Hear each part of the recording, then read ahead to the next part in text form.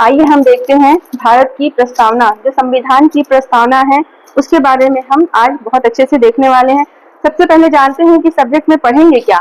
हम प्रियम्बल के बारे में देखेंगे। यह प्रियम्बल को ही भारत की प्रस्तावना बोला जाता है, इसे ही भारत की उद्देशिका बोला जाता है। इसमें हम पढ़ेंगे क्या, हम पढ़ेंगे कि प्रस्तावना को लाया क्यों गया, प्रस्तावना की जरूरत क्या थी। हम पढ़ेंगे कि प्रस्तावना क्या है, प्रस्तावना क्या होता है, हम इसके बारे में अच्छे से देखेंगे। हम देखेंगे संविधान विदों के विचार, जो प्रस्तावना के संबंध में संविधान विदों ने अपने अपने अलग अलग विचार दिए हैं, उसके बारे में हम पढ़ेंगे।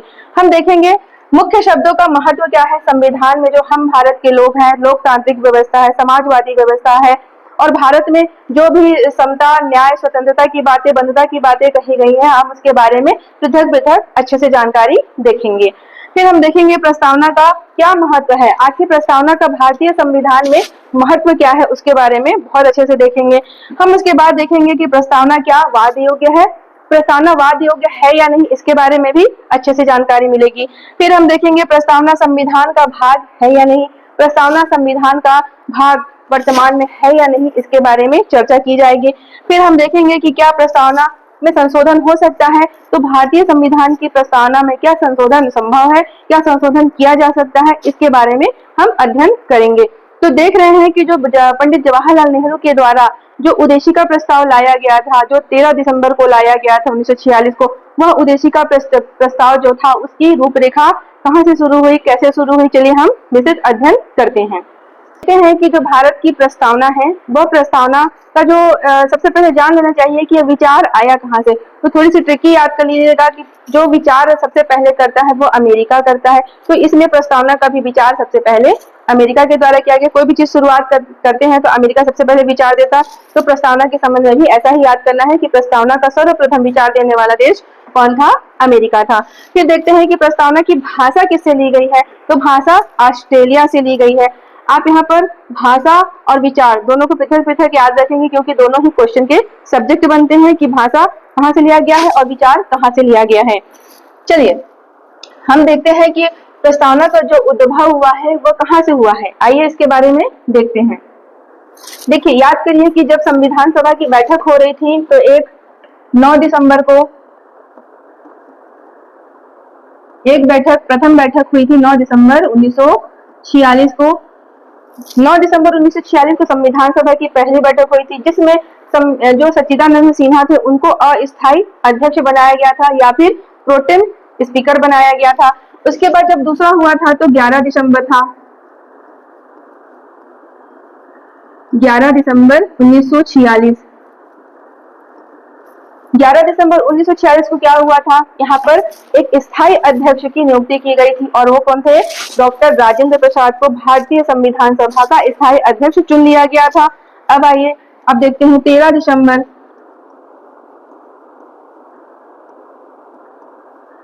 दिसंबर 1946 में आते हैं।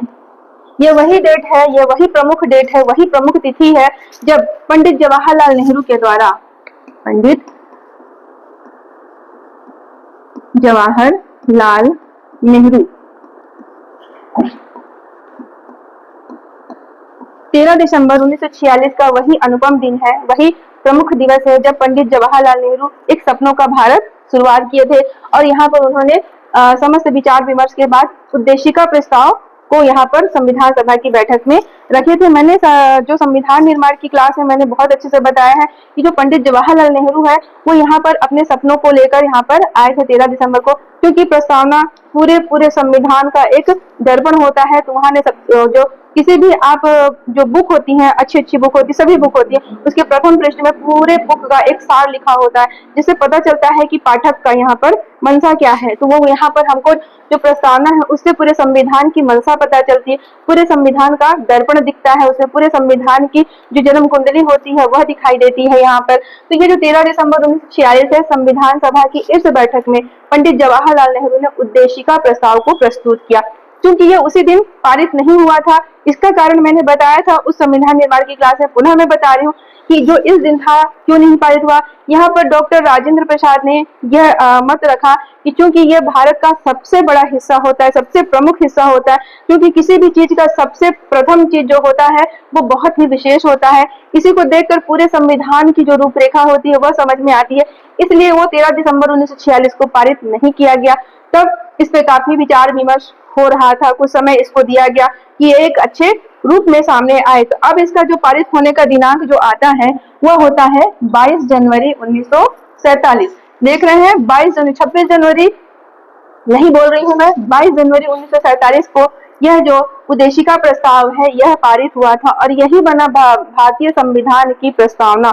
जो आप प्रस्तावना आज पढ़ रहे हैं, प्रियम्बल पढ़ रहे हैं, किसी भी संविधान को स्टार्टिंग करने से पहले जो प्रस्तावना पढ़ा जाता है यह एकदम बहुत ही पावन ध्वनि के साथ इसे पढ़ा जाता है। वही है आज भारत की प्रस्तावना, हमारे संविधान की रूपरेखा, हमारे संविधान का दर्शन। चलिए इसमें देखते हैं कि ये तो ठीक है, 13 दिसंबर 1946 को रखा गया संविधान के पटल पर। 22 जनवरी 1947 को क्या हुआ, अब यह पारित हो चुका है। लेकिन अब देखते हैं इसको अंगीकृत, इसमें वर्णन किया गया है कि संविधान को अंगीकृत, अधिनियमित और जो समर्पित किया गया था वो 26 नवंबर 1949 का डेट था। हम यहाँ पर विशेष देख रहे हैं प्रस्तावना को। जब भी आपसे क्वेश्चन आएगा कि प्रस्तावना को कब प्रस्तुत किया गया, तो आप आंसर देंगे 13 दिसंबर 1946 को। प्रस्तावना कब स्वीकृत किया गया, तो 22 जनवरी 1947 को। क्यों कारण इतना लंबा लगा, मैंने बता दिया। देख रहे हैं कि प्रस्तावना क्यों लाया गया, हमको यहाँ पे जानना है। ये प्रश्न यूपीएससी और स्टेट पीएससी में आने वाला बहुत प्रमुख क्वेश्चन होता है। आखिर संविधान में प्रस्तावना क्यों लाया गया, आखिर संविधान में प्रस्तावना का क्या कारण है, प्रस्तावना किसे कहा जाता है। तो देखिए भारतीय संविधान में जो प्रस्तावना है उसे भारतीय संविधान का भूमिका या परिचय पत्रता की भांति से कहा गया है। अर्थात आईडी कार्ड की तरह अगर कोई आईडी कार्ड रखा है तो उसे दिखाने के बाद सारी विवरण उससे मिल जाता है। अब देखिए जिसमें संविधान के स्रोत की जानकारी मिलती है, आखिर संविधान के स्रोत क्या है, यानी कि हम भारत के लोग, जिसमें संविधान के स्रोत सरकार के स्वरूप, केंद्र सरकार, राज्य सरकार, केंद्र शासित प्रदेश, ये सरकार के स्वरूप की जानकारी मिलती है। फिर उनके आदर्शों और उद्देश्यों संबंधित प्रावधान इसमें पाए जाते हैं और ये संविधान के लागू होने की तिथि का इसमें संक्षेप में वर्णन है। तो जो संविधान में जितने एक्ट प्रावधान है उसका संक्षिप्त वर्णन है प्रस्तावना में, जो इन विशेषताओं को वो प्रस्तावना प्रदर्शित करता है। अब देखिए भारत के संविधान में विश्व में सबसे पहले अगर अपनाया गया वह अमेरिकी संविधान, यूएसए का संविधान में, इसे यूएस अमेरिका के संविधान में सर्वप्रथम अपनाया गया। आखिर विचार भी तो सर्वप्रथम अमेरिका लाया था और भाषा ऑस्ट्रेलिया से ले लिया गया था, और अपनाने वाला विश्व का सबसे पहला देश कौन हो जाएगा प्रस्तावना को, अमेरिका हो जाएगा। देखिए यहाँ पर मैंने सारे जो संविधान की प्रस्तावना का जो विषय वस्तु है सब कुछ मैंने शॉर्ट में ही लिखा है, ये आपके सारे के सारे काम आने वाले हैं। इसमें आपको बिल्कुल घुमावदार पद्धति का उपयोग बिल्कुल नहीं किया गया, सब कुछ क्रमशः मैंने यहाँ पर नोटेड करके रखा है। आपको इस क्लास को देखकर नोट्स बनाने में आसानी होगी या फिर इसी की कॉपी कर सकते हैं। चलिए हम देखते हैं कि संविधान को क्या क्या नाम से पुकारा गया है, ये सब इसके नाम है। नाम, संविधान में प्रस्तावना को किन किन नामों से पुकारा गया है, जो कि जानना बहुत जरूरी है, क्योंकि इन्हीं शब्दों से क्वेश्चन आते हैं, ऑब्जेक्टिव में क्वेश्चन पूछे जाते हैं कि क्या क्या इसके नाम हो सकते हैं, और इन्हीं नामों से अलग अलग शब्द रखकर क्वेश्चन पूछे जाते हैं। तो देखिए संविधान का दर्शन, अगर संविधान का दर्शन किसे कहा जाता है वो होगा प्रस्तावना। अगर संविधान का सार बोला जाए तो कौन सा होगा, संविधान की प्रस्तावना। संविधान का सार यूं हो गया कि पूरे संविधान का जितना विभाग का इतना बड़ा संविधान, 450 से ज्यादा यहाँ पर अनुच्छेदों की संख्या है, 22 भाग है, और उसको विस्तृत में देखा जाए तो 25 भाग हैं और 12 अनुसूचियां हैं। उन सबका विस्तृत इतने बड़े विशाल भारत देश का जो भी कानून बना है, जो भी एक्ट लॉ बने हुए हैं, उन सब का सार प्रस्तावना में शुरुआत में ही कह दिया गया है। अब इसे मुखबंद भी कहा जाता है। मुखबंद, शुरुआती चीज को बोल दिया गया मुखबंद, यहीं से ये मुख दिखता है सारी चीजों का। अब देखिए भूमिका जो शुरू में ही बता दिया जाए, एक भूमिका बांध दी जाए, मतलब प्रस्तावना उन सारी चीजों को सेटिस्फाइड करता है। अब ये प्रशस्ति है, प्रशस्ति किसी भी चीज को अगर पढ़ा जाए तो सर्वप्रथम ये पढ़ा जाने वाला प्रशस्ति है। अब परिचय पत्र, ये मैंने बता दिया था कि संविधान का ये आईडी कार्ड है और इसे परिचय कहा जाता है, परिचय पत्र कहा जाता है। संविधान की आत्मा, पंडित जवाहरलाल नेहरू के द्वारा इसे संविधान की आत्मा कहा गया है। अगर डॉक्टर अंबेडकर के द्वारा अगर प्रश्न आता है कि डॉक्टर भीमराव अंबेडकर ने किसे संविधान की आत्मा कहा है, तो यह नहीं होगा, वहां पर होगा अनुच्छेद 32 हो जाएगा आपके लिए। तो यहाँ पर जो संविधान की आत्मा सिंपल तौर पे अगर पूछा जाए तो पंडित जवाहरलाल नेहरू के द्वारा बोला गया है, और डॉक्टर अंबेडकर के द्वारा पूछा जाए कि किसे संविधान की आत्मा कहा गया है, तो अनुच्छेद 32 को बोला गया है। अब देखिए, इसे जन्म कुंडली बोला गया है। जैसे कि कोई पंडित जी जन्म कुंडली देखते हैं, एक शुरू की गणना देखकर ही बता देते हैं कि ग्रह नक्षत्र कैसे हैं, तो इसे भी संविधान की जन्म कुंडली बोला गया है, जिससे सारे संविधान की रूपरेखा और पूरा विस्तृत वर्णन एक ही बार में, एक ही पन्ने में समझ में आ जाता है। संविधान का सार, सार बहुत बृहत में एक सार छोटा रूप, वो होता है सार। अब होता है संविधान का मूल आदर्श, क्योंकि प्रस्तावना में पूरे संविधान, विस्तृत संविधान का मूल आदर्श कहना चाहिए कि यही है, प्रस्तावना है। संविधान की भूमिका, तो संविधान की भूमिका जो पूरे संविधान है, विस्तृत भारतीय संविधान है, उसका एक सूक्ष्म अध्ययन जिसमें देखने को मिलता है, वो पूरी भूमिका को दिखाता है। अब देखिए कथन, हम देखने जा रहे हैं कि भारतीय संविधान में प्रस्तावना को क्या क्या कहकर पुकारा गया है, उसके संबंध में क्या क्या मत दिए गए हैं, संविधान विदों ने प्रस्तावना को किस किस मत से को पुकारा है, किस किस संविधान जो संविधान विद, भारतीय संविधान विद या जो भी संविधान विद है, उन्होंने प्रस्तावना के बारे में क्या क्या मत दिए हैं, चलिए यहाँ पर देखते हैं। हम देख रहे हैं N.A. पालकीवाल, मोस्ट इंपॉर्टेंट है क्योंकि इनके नाम से भी प्रश्न पूछे गए हैं। तो N.A. पालकीवाल ने क्या कहा है, N.A. पालकीवाल ने सीधे सीधे कहा है कि प्रस्तावना परिचय पत्र है। ये देखिए, मैंने शॉर्ट में लिख दिया है, लंबे लंबे वर्ड मैंने नहीं लिखे हैं, परिचय पत्र के नाम से ही आंसर आपका बन जाएगा। अर्थात जो N.A. पालकीवाल हैं, उन्होंने जो प्रस्तावना है उसको संविधान का परिचय पत्र कहा है, ID कार्ड कहा है, तो इसे याद हो जाएगा। और पालकीवाल से भी आप कैसे याद कर सकते हैं, यहाँ पे लगा है पालकी, यहाँ पे लगा है पालकी और ये है परिचय पत्र। अर्थात आप किसी भी पालकी में चढ़ते हैं या उतरते हैं तो आपको ID कार्ड दिखाना होगा, उसे याद कर लीजिए, परिचय पत्र दिखाना होगा। फिर आते हैं अगला, अल्लादी कृष्ण स्वामी अय्यर, ये भी है संविधान सभा के मेंबर थे। तो अल्लादी कृष्ण स्वामी अय्यर प्रारूप समिति के जो 7 सदस्य थे, उन 7 सदस्य में एक थे ये। तो देखते हैं, दीर्घकालिक सपनों का विचार कहा है, अल्लादी कृष्ण स्वामी अय्यर ने दीर्घकालिक सपनों का विचार कहा है। देख लीजिए दीर्घकालिक, अब इसको ट्रिकी माध्यम से याद कर लीजिए, अल्लादी कृष्ण स्वामी अय्यर मतलब कितना लंबा नाम है, अर्थात दीर्घ नाम है, तो ऐसा ही दीर्घ इन्होंने कह दिया, और अपने नाम के साथ साथ उन्होंने वैसे शब्द भी कह दिया, ऐसे मैंने ट्रिकी रखा है, तो इनके नाम के साथ याद रख लेना है कि अय्यर जी ने कहा क्या कहा, दीर्घकालिक सपनों का विचार कहा है। अब आते हैं अगला, अर्नेस्ट वाकर। अर्नेस्ट वाकर ने क्या कहा है, शब्द चयन, जो प्रस्तावना के शब्द जो लिए गए हैं वो चयन, उस चयन शब्दों का चयन है उसको बोला है। शब्द चयन, सौंदर्य, प्रस्तावना का जिस प्रकार से लिखावट है, जहां पर पैराग्राफ चेंज किया गया है, वैसा सौंदर्य, जो उसके बॉर्डर में जो सुंदरता है वो सबको लेकर बोले हैं सौंदर्य। एवं भाव गरिमा, प्रस्तावना में जिस भाव को उसमें प्रकट किया गया है, उस भाव गरिमा की दृष्टि से भारतीय संविधान की प्रस्तावना विश्व का संवैधानिक साहित्य में अग्रणी है। मतलब जितने भी साहित्य है विश्व में, उस साहित्य की दृष्टि में भी इसको प्रस्तावना को अग्रणी बोला गया है। देख रहे हैं, शब्द चयन, सौंदर्य, भाव गरिमा की दृष्टि से भारतीय संविधान की प्रस्तावना को विश्व के अन्य साहित्य, जितने भी साहित्य उसमें अग्रणी बोल दिया गया है। चलिए हम देख रहे हैं अगले विचारक की ओर चल रहे हैं। भारतीय संविधान के एक प्रमुख विचारक हैं सुभाष कश्यप। सुभाष कश्यप क्या कहते हैं, यहाँ पर देख लीजिए, मोस्ट इंपॉर्टेंट है, इनके बोले हुए सारे चीज इंपॉर्टेंट है। संविधान शरीर है तो प्रस्तावना उसकी आत्मा। सुभाष कश्यप सीधे सीधे कहा है उन्होंने कि संविधान एक शरीर है, प्रस्तावना को आत्मा कहा है। लेकिन सीधे सीधे पंडित जवाहरलाल नेहरू के समझ में आएगा कि किन्होंने संविधान की आत्मा कहा है, तो सीधे सीधे पंडित जवाहरलाल नेहरू के ऑप्शन में चला जाएगा। अगर संविधान शरीर है और प्रस्तावना उसकी आत्मा है, इस लाइन में पूछा जाए, वो सुभाष कश्यप की ओर आंसर चला जाएगा। अब देखिए, अब यहाँ पे आते हैं, उन्होंने दूसरी बात भी कही है कि प्रस्तावना आधारशिला है तो संविधान उस पर खड़ी अट्टालिका। अगर प्रस्तावना आधारशिला है, देखिए यहाँ पर, अगर प्रस्तावना आधारशिला है तो संविधान उस पर खड़ी है अट्टालिका।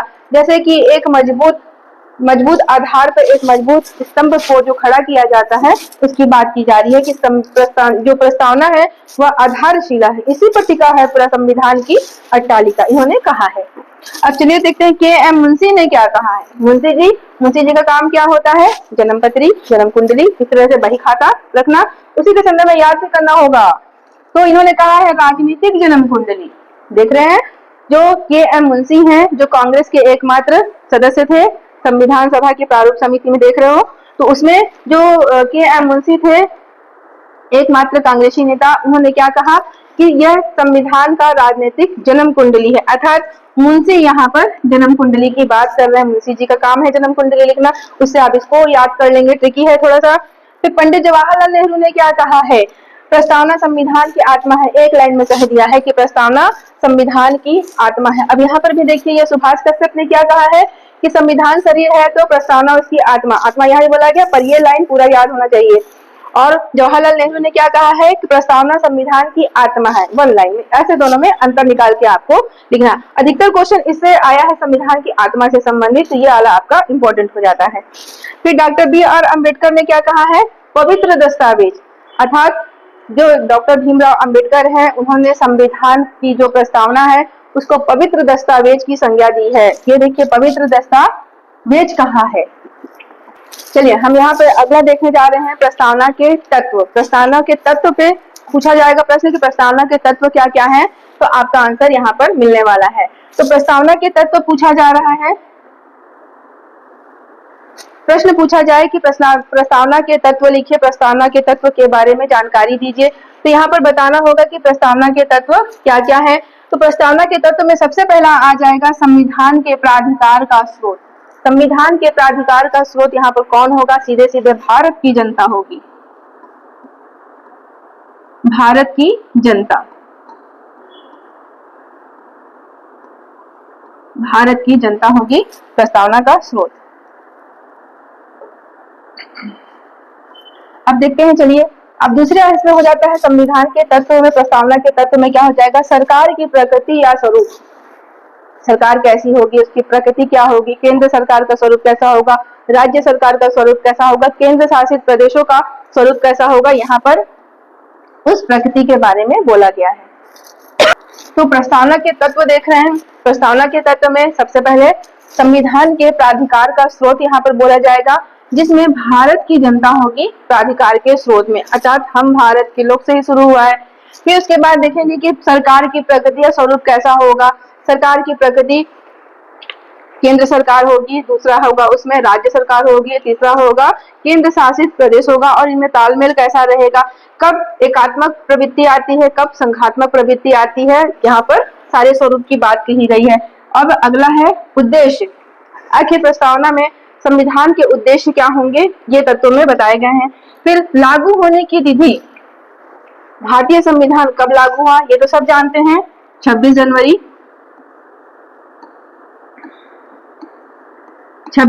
1950 को भारतीय संविधान लागू हुआ था। इसके बारे में सभी को पता है। तो ये हो जाएंगे, ये इतने प्रमुख इसके तत्व हो गए। अब आगे चलते हैं, संविधान की प्रकृति या स्वरूप। हम देख रहे हैं यहाँ पर प्रश्न पूछा जाएगा कि संविधान की प्रकृति कैसी है, संविधान के स्वरूप के बारे में बताइए। तो यहाँ पर हम इस लाइन में देखते हैं, ये अलग अलग मैंने लिखा है। तो प्रस्तावना की प्रकृति या स्वरूप के बारे में प्रश्न है कि प्रस्तावना की प्रकृति या स्वरूप के बारे में लिखिए। तो ये देखिए, ये क्रम भी है, याद रखिएगा, मैंने इसको क्रम पे ही लिखा है, बनाया जाएगा। क्रम अगर पूछ दिया जाए, इसी क्रम पे आपको व्यवस्थित भी करना होगा। तो देखिए, सबसे पहले इसका जो प्रकृति स्वरूप है क्या होगा? संपूर्ण प्रभुत्व संपन्न। क्रम में सबसे पहले आ जाएगा संपूर्ण प्रभुत्व संपन्न, अर्थात संप्रभुता की बात सबसे पहले आ जाएगी। उसके बाद आएगा समाजवादी, सेकंड नंबर पर समाजवादी जो प्रकृति है और स्वरूप के बारे में देख रहे हैं, सेकंड नंबर पर समाजवादी प्रकृति। थर्ड नंबर पर पंथ निरपेक्षता, धर्मनिरपेक्षता नहीं बोला गया है, पंथ निरपेक्षता की बात की गई है। उसके बाद चौथे नंबर पर लोकतंत्रात्मक, लोकतंत्रात्मक चौथे नंबर पर आएगा, और पांचवें नंबर पर गणतंत्रात्मक। ये क्रम है, इस क्रम का पालन करेंगे, इसी क्रम में एग्जाम में पूछा जाएगा और इस क्रम को आपको व्यवस्थित करना होगा। चलिए अब देखते हैं प्रस्तावना के उद्देश्य। आता है क्वेश्चन की प्रस्तावना के उद्देश्यों को क्रम से जमाइए। चलिए देखते हैं, यहाँ पर ये क्रम से लिखा हुआ है। तो न्याय है, सबसे पहले क्या हो जाएगा? उद्देश्य में न्याय। भारतीय संविधान में उद्देश्य रखा गया है कि सभी को समान न्याय मिलेगा, तो उस न्याय को यहाँ पर पहले रखा गया है। दूसरा है स्वतंत्रता। भारतीय संविधान में सभी नागरिकों को स्वतंत्रता के अधिकार दिए गए हैं, मतलब ये हमारा उद्देश्य है कि नागरिकों को स्वतंत्रता दी जाएगी, पर इस स्वतंत्रता में कुछ कुछ इसमें प्रतिबंध भी लगे रहते हैं। तो ये सारी चीज स्वतंत्रता के अंदर विस्तार से पढ़ी जाएगी। उसके बाद समता। भारतीय संविधान में नागरिकों को समता दिया गया है, समता समानता का अधिकार दिया गया है। उसके बाद व्यक्ति की गरिमा, चौथे नंबर पे है व्यक्ति की गरिमा, अर्थात व्यक्ति के जो मान प्रतिष्ठा की बात की गई है, सभी को बनाए रखने का अधिकार है, उसके बारे में बोला गया है। पांचवा, एकता और अखंडता। पूरा भारत एक है, अखंड भारत है यहाँ पर, उसकी बात कही गई है। फिर उसके बाद आते हैं बंधुता। बंधुता की बात कही गई है, सभी नागरिकों में जो भी भाषा भाषी के हैं, जो भी अनेक हैं, जो भी जहाँ रहते हैं, उन सब में एकता होनी चाहिए। तो यहाँ पर बंधुता की बात कही गई है, तो सभी में भाईचारे का भाव होना चाहिए। मैंने यहाँ पर छोटा सा ट्रिक रखा है, नासता गरिमा का अखंड है बंधु। चलिए देखते हैं, नासता गरिमा का अखंड है बंधु। ये ट्रिकी है, इसको याद करने के लिए जो ना रखा है मैंने, उससे हो जाएगा न्याय, और आधा सा है उससे हो जाएगा स्वतंत्रता का, और ता से हो जाएगा इस समता का, ता हो जाएगा। और गरिमा में व्यक्ति की गरिमा को पूरा ले लिया है मैंने, और का अखंड, यहाँ पर अखंडता को लेना होगा, यहाँ पर अखंडता को यहाँ पर ले लिया गया है बंधु, इसे बंधुता को लेना है। तो नासता गरिमा का अखंड है बंधु। देखिए कठिन चीजों पे भी थोड़ी सी ट्रिकी बनाने से वो याद हो जाएगा, और इस क्रम को याद रखेंगे।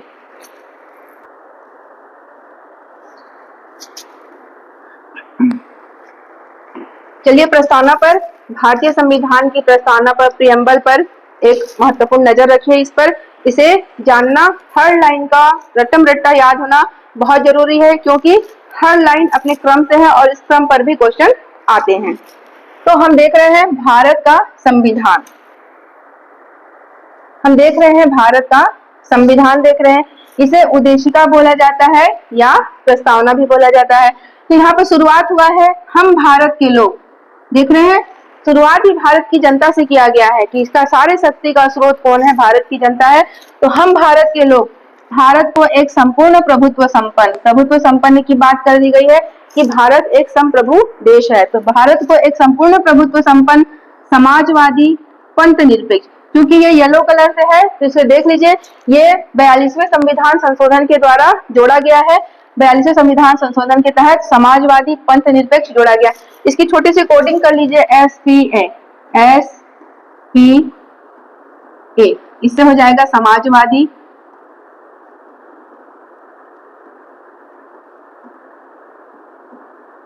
और इस P से हो जाएगा पंथ निरपेक्ष,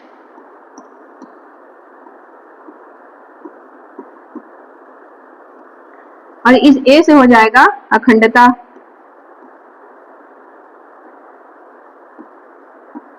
अखंडता देख रहे हैं, ये S, ये P और A। एक कोडिंग करने से आपका ये क्रम भी याद हो जाएगा, और ये क्रम भी है। सबसे पहले समाजवादी होगा जोड़ने में, मतलब इसको संविधान में संशोधन के द्वारा जब ऐड किया गया तो ये क्रम पे भी आएगा। SPA याद रखेंगे, समाजवादी, फिर पंथ निरपेक्ष, फिर अखंडता, ये क्रम है, इसको याद रखेंगे। तो देख रहे हैं ये जो येलो कलर में है, ये सब 42वें संविधान संशोधन के द्वारा, 42वें संविधान संशोधन के द्वारा, संविधान संशोधन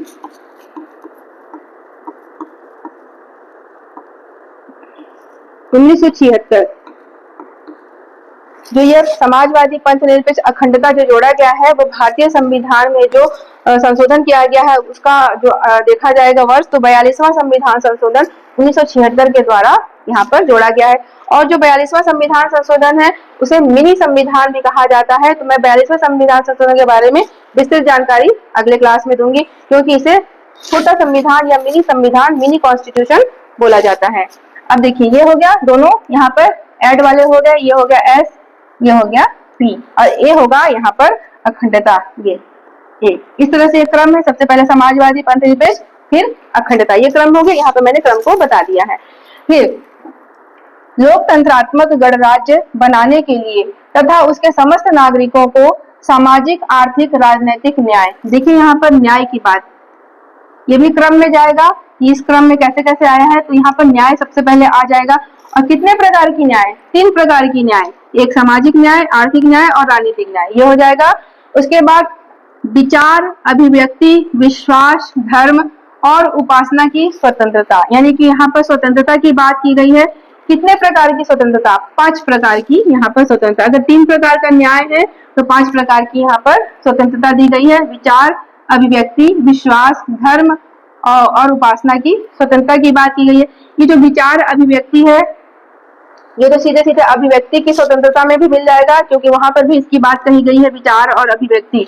बोलने की आजादी पर भी युक्ति युक्त प्रतिबंध लगाया जाता है। जब भारत की अखंडता, एकता और भारत देश की गरिमा पर सवाल नहीं उठना चाहिए। अगर उठता है तो यहाँ पर सजा का भी प्रावधान है। इसलिए जो भी बोले नाप तोल कर बोले। एक भारत की अखंडता, एकता, गरिमा के विरुद्ध कोई भी बात नहीं कहनी है। तो ये विचार और अभिव्यक्ति की स्वतंत्रता मिली है, लेकिन उसके में भी क्राइटेरिया है। अब यहाँ पर विश्वास, धर्म और उपासना की स्वतंत्रता, ये सीधे सीधे धार्मिक स्वतंत्रता के अधिकार में अनुच्छेदों में इसको आता है। ये मौलिक अधिकारों में भी जोड़ा गया है। देखिए यहाँ पर न्याय आया, फिर सेकंड नंबर पर स्वतंत्रता आ रहा है, ये सब क्रम पे है। अब उसके बाद प्रतिष्ठा और अवसर की समता। समता देखिए यहाँ पर क्रम में आ गया है। न्याय के बाद स्वतंत्रता, फिर उसके बाद समता। कितने प्रकार की समता? 2 प्रकार की समता, प्रतिष्ठा और अवसर की समता।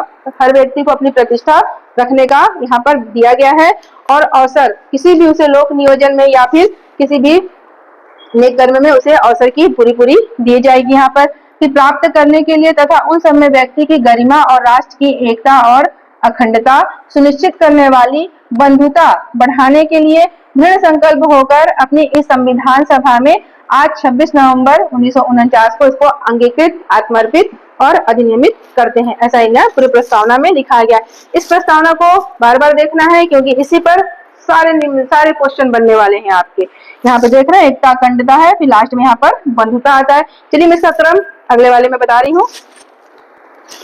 चलिए अधिकारों का स्रोत हम देख रहे हैं। अधिकारों का स्रोत, भारतीय संविधान की प्रस्तावना में अधिकारों का स्रोत क्या है? तो सीधे सीधे जनता है, हम भारत के लोग हैं। मैंने प्रस्तावना का सबसे पहला लाइन बताया था, हम भारत के लोग, वही हम भारत के लोग यहाँ पर अधिकारों के स्रोत हैं। अब इसके आते हैं अगले प्रकृति में, प्रकृति या स्वरूप में। तो सबसे पहले यहाँ पर देखिए संपूर्ण प्रभुत्व संपन्न, वही क्रम है जो हमने प्रस्तावना में यहाँ पर देखा है। तो संपूर्ण प्रभुत्व संपन्न सबसे शुरू में है प्रकृति में, समाजवादी, लोकतांत्रिक गणराज्य और पंथ निरपेक्षता। मैंने यहाँ पर अलग अलग लिखना जरूरी समझा है, क्योंकि क्वेश्चन यही से उत्तर आने वाले हैं कि प्रकृति और स्वरूप संविधान की कैसी होगी जो प्रस्तावना में बताई गई है। तो सबसे पहले संपूर्ण प्रभुत्व संपन्न प्रकृति होगी। भारत एक संप्रभु देश है, सबसे पहले यहाँ पर बोला गया है हम भारत के लोग के बाद। ठीक है, हमारे ऊपर सबसे पहले जनता है, लेकिन जनता के बाद हमारा क्या है? भारत एक संप्रभु देश है। फिर समाजवादी प्रकृति, लोकतांत्रिक गणराज्य की प्रकृति, इन सब के बारे में मैं आगे विस्तृत से बताने वाली हूँ। पंथ निरपेक्षता की बात यहाँ पर कही गई है। प्रकृति और स्वरूप में कैसा स्वरूप होगा? ऐसा स्वरूप होगा। उसके बाद आते हैं उद्देश्य। उद्देश्य भारतीय संविधान में जो प्रस्तावना में बोला गया है, उसका उद्देश्य क्या क्या वहां पर रखा गया है? तो सबसे पहले लोगों को न्याय दिलाना हमारा उद्देश्य है, लोगों को स्वतंत्रता देना हमारा उद्देश्य है, लोगों को समता देना हमारा उद्देश्य है, और भारत में एकता और अखंडता बनाए के रखना भारत का उद्देश्य है। भारत में बंधुत्व की प्रणाली चलती रहे, यह भारत का उद्देश्य है। तो ये सारे उद्देश्य यहाँ पर आ रहे हैं, और यह भी क्रम पे है। न्याय, स्वतंत्रता, समता, एकता, अखंडता एवं बंधुत्व, ये सारे क्रम पे है। इसको रट लेंगे, बिल्कुल याद कर लेंगे। फिर आते हैं न्याय। भारत में जो प्रस्तावना में बोला गया है, कितने प्रकार की न्याय की बात की गई है? तो 3 प्रकार के न्याय की बात की गई है। कौन कौन से? सामाजिक न्याय, आर्थिक न्याय, राजनीतिक न्याय। क्या यहाँ पर धार्मिक न्याय की बात की गई है? नहीं की गई है। धार्मिक न्याय होगा तो काट देंगे आंसर में। भारत में सिर्फ प्रस्तावना में सिर्फ 3 न्याय की बात की गई है, सामाजिक न्याय, आर्थिक न्याय और राजनीतिक न्याय। उसके बाद आते हैं स्वतंत्रता। भारत में कितने प्रकार की स्वतंत्रता की बात की गई है? 5 प्रकार की स्वतंत्रता, विचार की, अभिव्यक्ति की, विश्वास की, धर्म की, उपासना की। वही है जो हमने प्रस्तावना में पढ़ा था। मैंने यहाँ पर सब कुछ व्यवस्थित कर दिया है और क्रमबद्ध कर दिया है, ताकि आपका कहीं से भी क्वेश्चन नहीं गलत होना चाहिए। अब उसके बाद समता, भारत में समता कितने प्रकार की प्रस्तावना में बोली गई है? 2 प्रकार की, प्रतिष्ठा एवं अवसर की समता। अब देखिए इधर से भी देखिएगा तो यह आपका क्रम है। यहाँ पर देखिए, यहाँ पर जो क्रम है, ये यहाँ पर भी क्रम है, न्याय है क्रम में, यहाँ पर स्वतंत्रता है, समता है, ये भी पूरा क्रम में है। सारा चीज क्रम पे रखा हुआ है। ये प्रस्तावना से मूल बिंदु से उठाकर यहाँ पर सब कुछ क्रम में व्यवस्थित किया गया है और सब कुछ ऑथेंटिक एम लक्ष्मीकांत की बुक यहाँ पर और जो एनसीईआरटी की बुक होती है वो सारे सोर्स यहाँ पर हैं। सब कुछ क्रम से हमने देख लिया, प्रस्तावना के जो सभी कुछ वहां पर हमने पढ़ा, सब कुछ क्रम से हमने देखा। अब प्रस्तावना के मूल भावों को थोड़ा सा अलग अलग पढ़ते हैं और इस पर याद करने की क्षमता का विकास किया जाएगा, क्योंकि देखिए यहाँ पर अलग अलग शब्दों पर भी क्वेश्चन है कि इस बारे में पूछा जाएगा, इसका अर्थ बताइए। चलिए हम देखते हैं कि प्रस्तावना में जो बातें कही गई हैं उस महत्वपूर्ण तत्व में क्या क्या आता है। तो हमने देखा था सबसे पहले संप्रभुता की बात की गई थी, संप्रभुता संपन्न भारत की बात उसमें प्रस्तावना में की गई थी। इस संप्रभुता को हम अब देखने वाले हैं। चलिए, भारत आत्मनिर्भर देश है। जब भारत को आजादी मिली थी उससे पहले भारत दूसरे का एक पार्ट बना हुआ था। भारत की आजादी के बाद भारत एक संप्रभु संपन्न राष्ट्र बन चुका है। तो देखिए, भारत आत्मनिर्भर देश है, भारत एक आत्मनिर्भर देश है। संप्रभुता का अर्थ क्या निकलता है कि भारत एक आत्मनिर्भर देश है तथा आत्मनिर्णय शक्ति संपन्न देश है। भारत अपने आत्मनिर्णय पे शक्ति संपन्न देश है। किसी भी निर्णय के लिए वह सक्षम है, किसी भी निर्णय को लेने के लिए वह समर्थ है, उसकी सीमाओं की सारी रक्षा करने के लिए वह समर्थ है और किस देश को हमको अधिग्रहित करना है उसके लिए भी सक्षम है। किसी देश के हिस्से में अगर अपने पक्ष में कोई चीज आधार है या भूमि है छोड़नी है उसके लिए भी भारत पूर्णतः सक्षम है, किसी का अधीनस्थ नहीं है। तो देख रहे हैं इसके ऊपर कोई शक्ति नहीं है। भारत अपने आप में संप्रभु देश है, इसके ऊपर कोई भी ऐसी सत्ता नहीं है जो हमारे निर्णय को बाधित करे। तो किसी बाह्य सत्ता के अधीन नहीं है, हमने देख लिया किसी बाह्य सत्ता के अधीन नहीं है। आंतरिक एवं बाह्य निर्णय के लिए स्वतंत्र है। भारत के अंदर जितने भी राज्य हैं, जितनी भी सीमाएं हैं, सबका निर्णय लेने के लिए भारत अपने आप में स्वतंत्र है, सक्षम है तथा भारत की बाहरी सीमाओं की रक्षा करने के लिए भारत पूरी तरह से समर्थ है। भारत किसी विदेशी सीमा को अधिग्रहित कर सकता है। मैंने बता दिया था कि भारत सक्षम है किसी अपने पक्ष में किसी विदेशी सीमा को अधिग्रहित कर सकता है और किसी के पक्ष में अपनी भूमि को छोड़ भी सकता है और अपनी किसी सीमा या किसी हिस्से पर दावा छोड़ सकता है। ये होता है संप्रभुता, ये होती है संप्रभुता। आप शिक्षा से छोड़ सकते हैं, आपसे मजबूर नहीं कराया जा सकता, ये होता है संप्रभुता। अब देखिए, 26 जनवरी 1950 से ब्रिटिश शासन से पूर्णतः मुक्त होकर संप्रभुत्व संपन्न गणराज्य भारत है और अपने आप में एक विशाल देश है, अपनी शक्ति अपने मामले में संपन्न देश है। मैंने यहाँ पर एग्जाम्पल लाया है कि कैसे भारत किसी भी दूसरे देश को अधिग्रहित कर सकता है, किसी दूसरे भारत से बाहर की भूभाग को कैसे अधिग्रहित कर सकता है और किस प्रकार से किया भी गया है। यहाँ पर मैं एग्जाम्पल भी दे रही हूँ और बहुत महत्वपूर्ण एग्जाम्पल है। और अपने भूभाग को किसी देश के पक्ष में सहमति के आधार पर कैसे छोड़ा भी गया है। चलिए देखते हैं, यहाँ पर हम देख रहे हैं सिक्किम, हम ऐसा उदाहरण देख रहे हैं, हम यहाँ पर उदाहरण देख रहे हैं सिक्किम का अधिग्रहण। सिक्किम में चोग्याल वंश का शासन था। चोग्याल वंश में चूंकि शासक वहां पर शासन छोड़कर जा चुके थे और वहां की जनता परेशान थी, ऐसे शासन से चोग्याल वंश के शासक से परेशान थी, तो वहां पर प्रशासनिक अस्थिरता उत्पन्न हो गई थी और जनता चाहती थी कि हम भारत में समर्पित हो जाएं, भारत में मिल जाएं, क्योंकि भारत को उनको अनुकूल परिस्थितियां दिखने लगी थी। तो यहाँ पर जनमत संग्रह भारत ने कराया, जनता से वहां पर जनमत संग्रह कराया गया।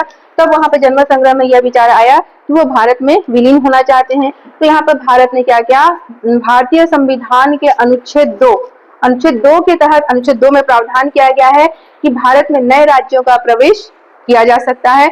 उसी एक्ट के तहत भारत ने यहाँ पर अनुच्छेद 2 के तहत भारत ने यहाँ पर सिक्किम को अधिग्रहण करने का यहाँ पर पूरा संविधान संशोधन किए और सिक्किम को अधिग्रहण करने के लिए संविधान संशोधन किया गया और सिक्किम को 36वां संविधान संशोधन के द्वारा देखिए, सिक्किम को जो अधिग्रहण किया गया था उसके लिए 36वां संविधान संशोधन 1975 लाया गया और सिक्किम को 22वां स्टेट यहाँ पर घोषित किया गया और यहाँ पर वो 1975 में 16 मई 1975 में वो भारत का 22वां राज्य बनकर शामिल हो गया है। अब ये तो हुआ हमने अधिग्रहण का, मैंने यहाँ पर दिया है। अब जो हमने कुछ सीमाओं को भी छोड़ा है उसका भी मैं यहाँ पर उदाहरण दे रही हूँ। बांग्लादेश के साथ जो सीमा समझौता हुआ है उसकी बात कर रही हूँ। 100वां संविधान संशोधन 1915 की बात हो रही है। 100वां संविधान संशोधन 1915। इस संशोधन से कई बार क्वेश्चन आ चुके हैं कि भारत और बांग्लादेश के बीच जो समझौता हुआ था वो कौन से संविधान संशोधन के तहत किया गया था। तो ये क्वेश्चन बारंबार पूछा जाने वाला क्वेश्चन है कि भारत और बांग्लादेश के बीच जो सीमाओं का निर्धारण किया गया था वो 100वां संविधान संशोधन 1915 के तहत किया गया था। अब देखिए, इसकी जो भारत और बांग्लादेश की जो कुल सीमा, ऐसा है ना, सीमा जो यहाँ पर जो भारत और बांग्लादेश के बीच ये जो सीमा है वो उसमें कितनी सीमा का यहाँ पर टच होता है, 4096 किलोमीटर का पूरा सीमा यहाँ पर टच होता है। देखिए, अब इसमें प्रभावित राज्य इसमें कौन कौन से थे। सीधे सीधे यहाँ पर जो पश्चिम बंगाल है ये पूरा यहाँ तक प्रभावित हो रहा था। उसके बाद मेघालय, असम यहाँ पर असम है, असम, मेघालय, त्रिपुरा यहाँ पर पूरे प्रभावित होने वाले, ये मतलब पूरे यहाँ तक पूरे प्रभावित हो रहे थे और विवाद की स्थिति में भी था। तो भारत और बांग्लादेश के मध्य यहाँ पर समझौता किया गया। भारत ने कुछ भूभाग को बांग्लादेश को दे दिया और बांग्लादेश से कुछ भूभाग भारत की ओर आ गए। यहाँ पे दोनों ही उदाहरण मिल रहा है। अब देखिए, 51 अंतः क्षेत्र भारत को प्राप्त हुए।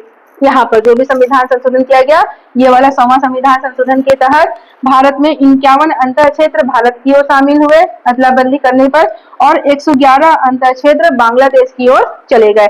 इस पर दोनों पर भी क्वेश्चन कूट में पूछे गए हैं जो कि बहुत ही इंपॉर्टेंट हो जाते हैं। ये दोनों कूट में आए हुए क्वेश्चन है। ये अगले शब्द जो प्रस्तावना में दिया गया है समाजवादी शब्द, उस पर चलते हैं। क्योंकि समाजवादी जो शब्द है वह 42वां संविधान संशोधन 1976 के द्वारा संविधान में जोड़ा गया है। तो यह पहले से नहीं था, ये पहले नहीं था, इसे बाद में जोड़ा गया है। देख लीजिए, 42वें संविधान संशोधन 1976 होगा। 42वां संविधान संशोधन 1976 के द्वारा समाजवाद शब्द को जोड़ा गया है और इसका प्रावधान जो राज्य के नीति निर्देशक तत्व है वहां पर भी किया गया है, अर्थात एक लोक कल्याणकारी समाजवाद की वहां पर बातें की गई हैं। अब देखिए पूरे भारत के अलावा पूरे विश्व में देखा जाए तो समाजवाद दो प्रकार के होते हैं। एक है साम्यवादी समाजवाद और दूसरा है लोकतांत्रिक समाजवाद। क्योंकि साम्यवादी समाजवाद भारत में नहीं है तो ये अन्य देश की बात है। जो यहाँ पे साम्यवादी समाजवाद है जो कार्ल मार्क्स से लिया गया यहाँ पर थिंक है, वहां पर जाएगा। ये भारत में जो अपनाया गया है वह लोकतांत्रिक समाजवाद को अपनाया गया है। अब देखिए, दो प्रकार के समाजवाद हमने देखे, क्योंकि क्वेश्चन की दृष्टि से दोनों पर भी क्वेश्चन आते हैं कि साम्यवादी समाजवाद को समझाइए और लोकतांत्रिक समाजवाद को समझाइए। भारत में कौन से समाजवाद को अपनाया गया है, ये दोनों ऐसे मिक्स करके क्वेश्चन आते हैं। तो यहाँ पर साम्यवादी समाजवाद को समझिएगा थोड़ा सा। जो बात हो रही है साम्यवादी समाजवाद की, इसमें क्या होता है कि उत्पादन और वितरण के साधनों पर पूरे समाज का यानी कि पूरी जनता का हक और अधिकार होता है। जो भी उत्पादन किया जा रहा है, जो भी वितरण हो रहा है, सारे पर जनता का अधिकार होता है। और यहाँ पर तो पूंजीवादी का कोई कॉन्सेप्ट ही नहीं है। पूंजीवादी निजी संपत्ति का तो कोई भी मान्यता ही नहीं है। सारे चीज जनता में बराबर बंटता है। अब यहाँ पर वर्ग विहीन समाज की स्थापना की गई है। वर्ग विहीन जिसमें उच्च वर्ग निम्न वर्ग नहीं होगा, ऐसे समाज की यहाँ पर स्थापना की गई है। और इसमें निजी संपत्ति का पूर्णतः प्रतिबंध है। कोई भी निजी संपत्ति नहीं रखेगा, जो होगा सब में बराबर रहेगा। यहाँ पर ये होता है साम्यवादी समाजवाद।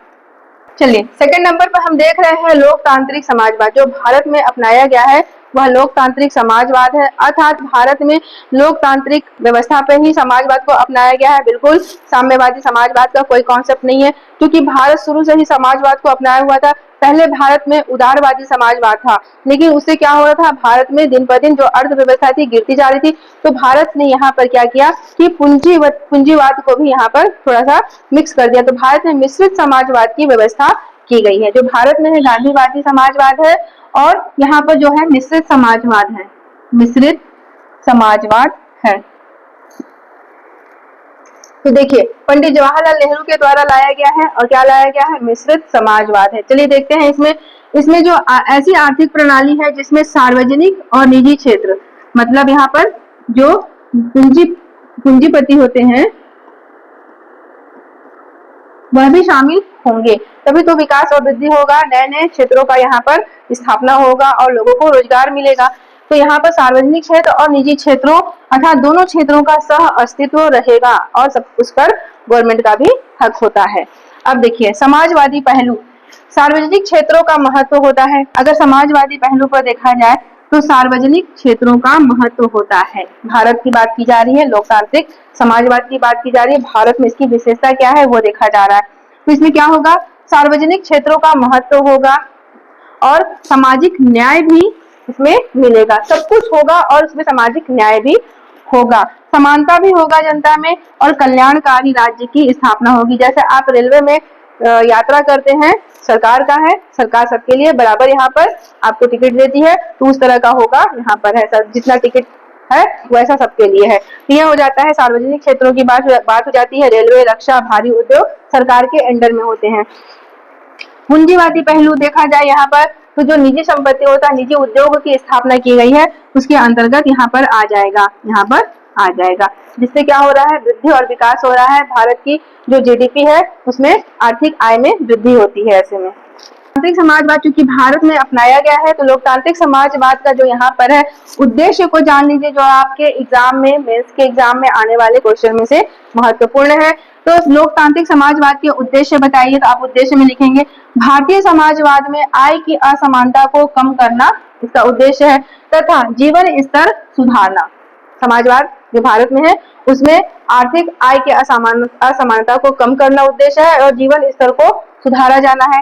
गरीबी, बेरोजगारी और बीमारी को कम करना इसका उद्देश्य होगा। दूसरा होगा संपत्ति का केंद्रीयकरण की प्रवृत्ति को कम करना है, मतलब यहाँ भी जनता में भी आय की असमानता को कम करने की बात कही गई है।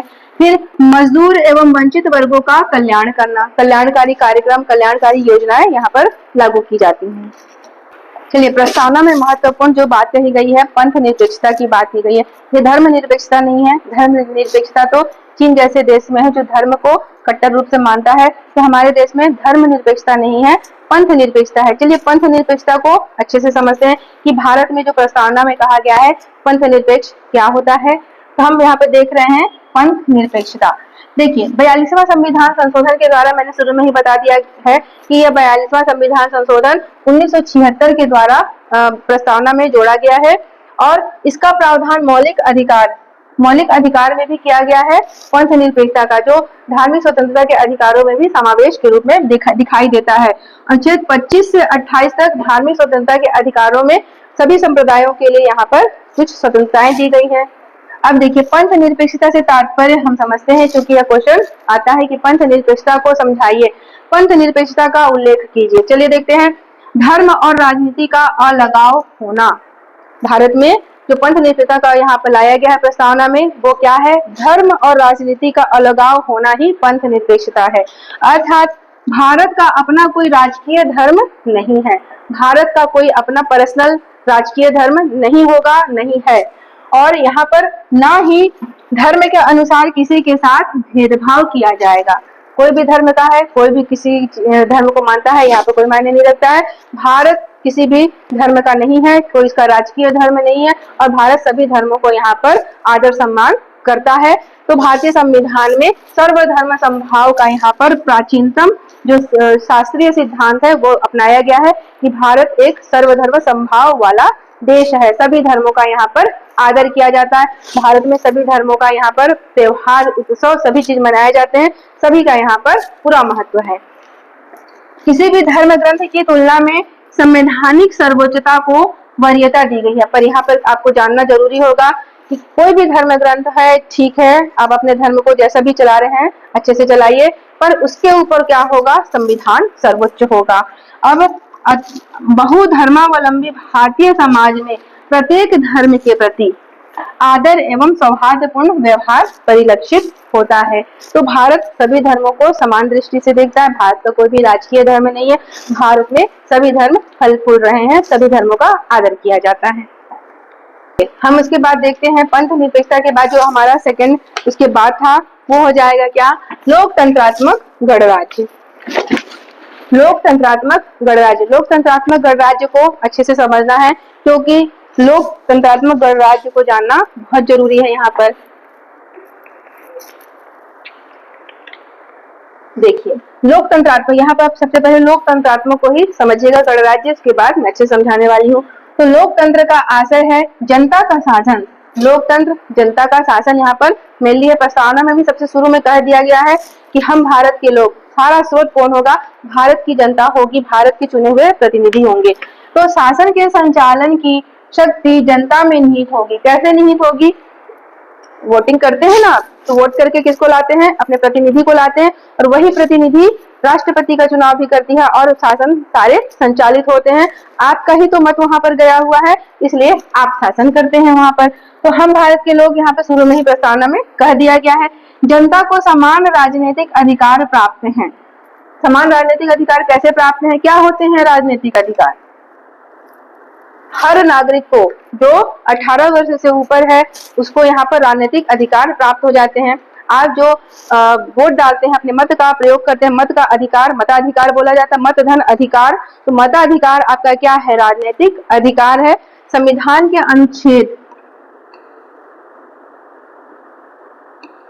अनुच्छेद 326 में इसका प्रावधान किया गया है कि आपका एक विशेष अधिकार होगा, मताधिकार। ठीक है, लोकतंत्र दो प्रकार के होते हैं। देखिए पूरे विश्व की बात हो रही है क्योंकि ऐसे क्वेश्चन आते हैं कि लोकतंत्र का वर्णन कीजिए, कितने प्रकार के विषय में लोकतंत्र पाया जाता है और हमारे भारत देश में किस प्रकार का लोकतंत्र है। चलिए देखते हैं, लोकतंत्र थोड़ा सा बड़ा चीज होता है यहाँ पर। तो पहला होता है प्रत्यक्ष लोकतंत्र। प्रत्यक्ष लोकतंत्र में क्या होता है, नाम ही है प्रत्यक्ष, मतलब सब कुछ प्रत्यक्ष होगा। तो यहाँ पर जनता है वह अपनी शक्ति का प्रयोग प्रत्यक्ष रूप से करती है। हम जनता हैं तो हम जो भी वहां पर संसद में जो भी कानून, मतलब स्विट्जरलैंड की बात यहाँ पर की जा रही है। स्विट्जरलैंड एक ऐसा देश है जहाँ पर जनता अपने वोट से डायरेक्ट वोट करती है और संविधान में परिवर्तन करती है। वहां पर ऐसा नहीं है, भारत में तो कोई दूसरा ही लोकतंत्र है, लेकिन स्विट्जरलैंड में जनता खुद अपने वोट का प्रयोग प्रत्यक्ष रूप से करती है। हर जनता जिसको अधिकार है मताधिकार का, वो अपने वोट का प्रत्यक्ष प्रयोग करती है और संविधान में परिवर्तन लाती है। वैसे में अब देखिए, जैसे स्विट्जरलैंड मैंने बता दिया है, यह व्यवस्था भारत में नहीं है। अब इसके औजार पूछे गए हैं, यूपीएससी में इसके औजार पूछे गए हैं कि जो विश्व में स्विट्जरलैंड में है उस प्रत्यक्ष लोकतंत्र के औजार बताइए। तो यहाँ पे 4 औजार हैं, उसको क्रम से याद कर लीजिए क्योंकि यह बहुत इंपॉर्टेंट होता है। पहला है यहाँ पर जो प्रत्यक्ष लोकतंत्र स्विट्जरलैंड में है उसका पहला जो औजार है या उसका जो रूपरेखा है, जो उसका सिस्टम है, तो पहला हो जाएगा परिप्रेक्षा। बस क्रम याद कर लीजिए क्योंकि हमको इसको ज्यादा देखना नहीं है, हमारे भारत संविधान की बातें नहीं है, क्रम याद कर लीजिए। परिप्रेक्षा है, दूसरा हो जाएगा पहल, दूसरा हो जाता है क्रम में पहल। तीसरा होता है प्रत्यावर्तन या रिकॉल, क्योंकि भारत में आप देख रहे हो कि प्रत्यावर्तन और रिकॉल की प्रक्रिया होती है, कहां पर होती है, ये होती है पंचायत चुनाव में, पंचायती राज अधिनियम में, पंचायती राज अधिनियम में,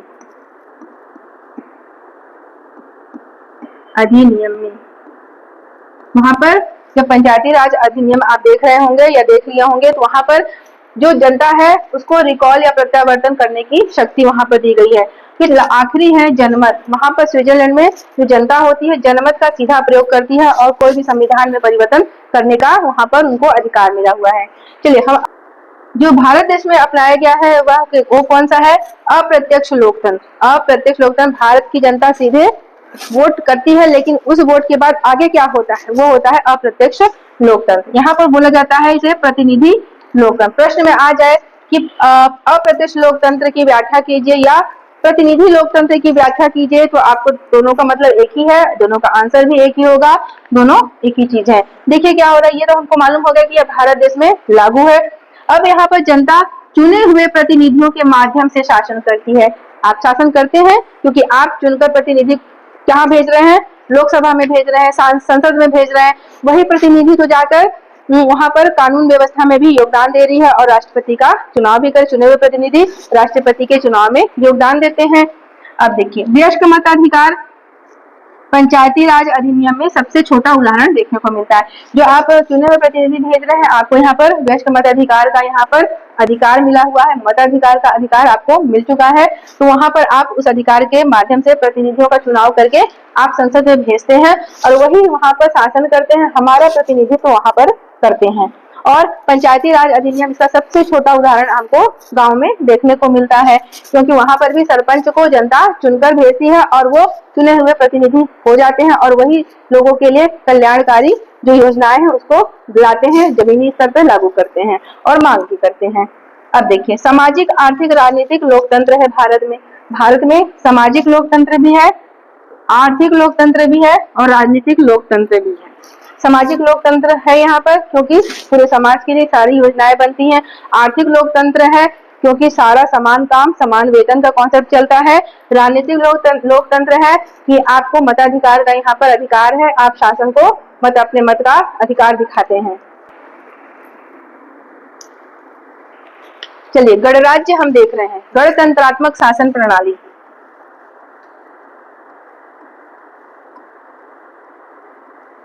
गणतंत्रात्मक शासन। प्रश्न पूछा जाए कि गणतंत्रात्मक शासन प्रणाली की व्याख्या कीजिए या गणराज्य की व्याख्या कीजिए, तो आपको यहाँ पर समझ पैदा करना है क्या होता है गणतंत्रात्मक शासन प्रणाली, क्या होता है गणराज्य प्रणाली। चलिए, आंसर दोनों का एक ही होगा। गणतंत्र अथवा गणराज्य शासन प्रणाली में शासन या देश का प्रमुख, शासन या देश का प्रमुख जो होता है वो जनता द्वारा प्रत्यक्ष या परोक्ष रूप से चुना जाता है। और वो कैसा होता है चुनाव? निर्धारित समयावधि के लिए चुना जाता है। अर्थात यहाँ पे फिर से समझ लीजिए, जो गणतंत्रात्मक शासन प्रणाली है वहां पर जो देश का प्रमुख होता है, अर्थात जो राष्ट्रपति होते हैं वो पूरे देश के प्रमुख होते हैं, है ना। सारे जो अधिकार है राष्ट्रपति के नाम से जारी किए जाते हैं, राष्ट्रपति के नाम से देश में व्यवस्था लागू होता है। तो जो देश का प्रमुख होता है या शासन का प्रमुख होता है उसके बारे में बोला जा रहा है। और वो जनता द्वारा प्रत्यक्ष या परोक्ष, प्रत्यक्ष परोक्ष कैसे हो रहा है कि आप जो संसद के सदस्य, संसद में जो सदस्य चुनकर भेज रहे हैं, आप वहां पर प्रत्यक्ष चुनकर भेज रहे हैं। लेकिन परोक्ष कैसे होता है? यही जो प्रत्यक्ष चुने सदस्य हैं हमारा प्रतिनिधित्व, जनता का प्रतिनिधित्व करते हुए राष्ट्रपति यानी कि शासन का जो प्रमुख है, हेड है, उसका चुनाव करते हैं, वोटिंग करके लाते हैं भारत के राष्ट्रपति को। और ये निर्धारित समयावधि कैसे होता है? यही तो गणराज्य की विशेषता है कि वो चुने जाएंगे तो निर्धारित समयावधि के बाद, अर्थात 5 वर्षों के लिए निर्धारित जो होता है वह 5 वर्ष के लिए एक सीमित समय के लिए चुने जाते हैं। यही होता है गणतंत्रात्मक शासन प्रणाली। अर्थात यहाँ पर जो वंशानुगत नहीं होता है शासन प्रणाली, यहाँ पर राजा का बेटा राजा नहीं बन रहा है, यहाँ पर निर्धारित समयावधि फिक्स है, जब जो जैसा चुनकर आएंगे वो यहाँ पर पद में आएंगे। अब यह देखिए, यह वंशानुगत नहीं होता है। जहाँ पर राजतंत्रात्मक शासन प्रणाली चलता है वहां पर वंशानुगत होता है कि राजा के बाद राजकुमार या उनके बेटे बनते हैं, पर भारत में ऐसी व्यवस्था नहीं है। हर 5वें साल में यहाँ पर राष्ट्रपति का चुनाव किया जाता है। अब देखिए, राजनीतिक संप्रभुता जनता के हाथों में निहित होती है। राजनीतिक संप्रभुता कैसे हो गई? आप यहाँ पर अपने मत का अधिकार कर रहे हैं इस 5वें साल में वोटिंग के दौरान। फिर विशेषाधिकार प्राप्त वर्गों का यहाँ पर अनुपस्थिति होता है। जो यहाँ पर कोई विशेषाधिकार जो वर्ग होगा वहां पर जो शासन प्रणाली है वहां पर अनुपस्थित होगा। जैसे जमींदारी प्रथा को बिल्कुल समाप्त कर दिया गया है, कोई विशेषाधिकार नहीं होता है। फिर देखिए, बगैर किसी भेदभाव के सार्वजनिक कार्यालय समान रूप से सभी व्यक्तियों के लिए खुले रहेंगे। यह क्या है? गणतंत्रात्मक शासन प्रणाली की एक विशेषता है कि भारत में जितने भी कार्यालय हैं, जितना भी उसका समय निर्धारित किया गया है, उस निर्धारित समय में सारे कार्यालय सभी जन नागरिकों के लिए ओपन रहेंगे। चलिए, हम अगला देख रहे हैं। जो शब्द वहां पर इंपॉर्टेंट है, न्याय। भारत के संविधान की प्रस्तावना में, भारतीय संविधान की प्रस्तावना में 3 प्रकार के न्याय की बात की गई है। सामाजिक न्याय, आर्थिक न्याय और राजनीतिक न्याय की बात की गई है। जो 3 न्याय के बाद धार्मिक न्याय की बात नहीं की गई है। आपके ऑप्शन में भी यह होगा धार्मिक न्याय, पर आपको यहाँ पर उसको काट कर अलग कर देना है कि भारत में न्याय की बातें सिर्फ 3 प्रकार से कही गई हैं, सामाजिक न्याय, आर्थिक न्याय और राजनीतिक न्याय। चलिए देखते हैं। यह 1917 की रूसी क्रांति से लिया गया है, अर्थात ये न्याय का जो प्रावधान लिया गया है यह रूस से लिया गया है। रूस से लिया गया है, और रूस में जब 1917 की क्रांति हुई थी वहां से यहाँ पर आ गया था। अब चलिए न्याय का तात्पर्य देखते हैं कि न्याय में क्या होता है, न्याय क्या होता है। तो सभी जनता के साथ समान व्यवहार करना, यही होता है न्याय। सभी जनता के साथ समान व्यवहार किया जाना ही न्याय कहलाता है। इसके अंतर्गत किसी वर्ग के विशेषाधिकारों का उल्लंघन न हो, किसी वर्ग के विशेषाधिकारों का उल्लंघन न हो, ताकि एक शांतिपूर्ण एवं समृद्ध राज्य की कल्पना हो सके। किसी वर्ग के विशेषाधिकार, हर वर्ग अपना अपना एक विशेषता रखता है, उसके विशेषाधिकारों का उल्लंघन नहीं होना है और एक शांतिपूर्ण एवं समृद्ध राज्य की कल्पना हो सके, ये न्याय में यहाँ पर बात कही गई है।